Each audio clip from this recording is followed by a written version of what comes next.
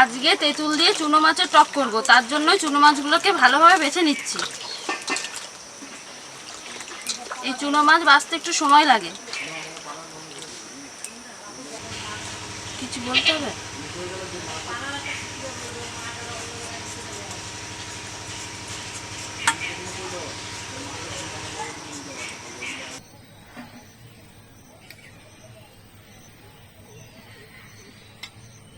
চুনো মাছগুলো নুন হলুদ মাখিয়ে ভালো করে ভেজে নেব।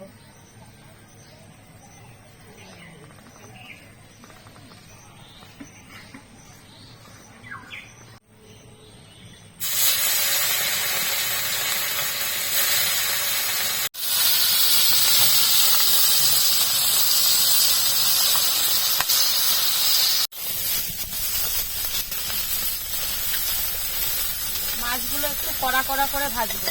টকের মাছ সবসময় কড়া করেই ভাজতে হয়।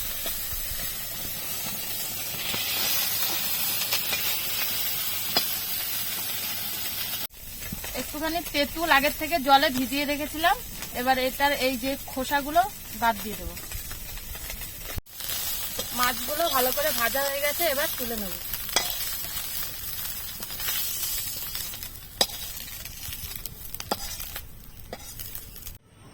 এবার কড়াইতে একটুখানি সর্ষের তেল দিয়ে নিচ্ছি।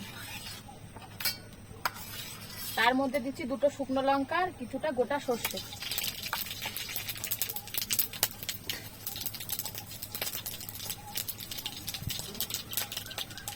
এবার ওই তেঁতুলটা যে গুলে রেখেছিলাম ওটা দিয়ে দিচ্ছি।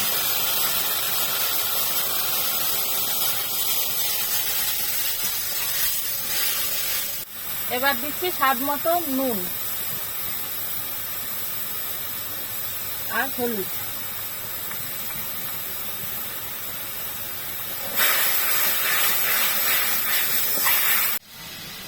পরিমাণ মতো জল দিয়ে দিচ্ছি। ভেজে রাখা মাছগুলো এবার ঝোলের মধ্যে দিয়ে দিচ্ছি।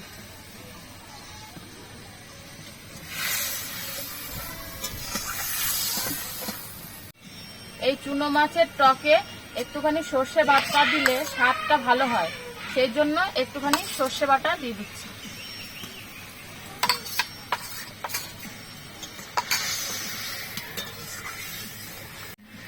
এবার সব শেষে দিচ্ছি চিনি। চিনি তোমরা তোমাদের পরিমাণ মতো দেবে। আমরা যেরকম এখানে মিষ্টি চাইছি সেই রকম চিনি দিলাম।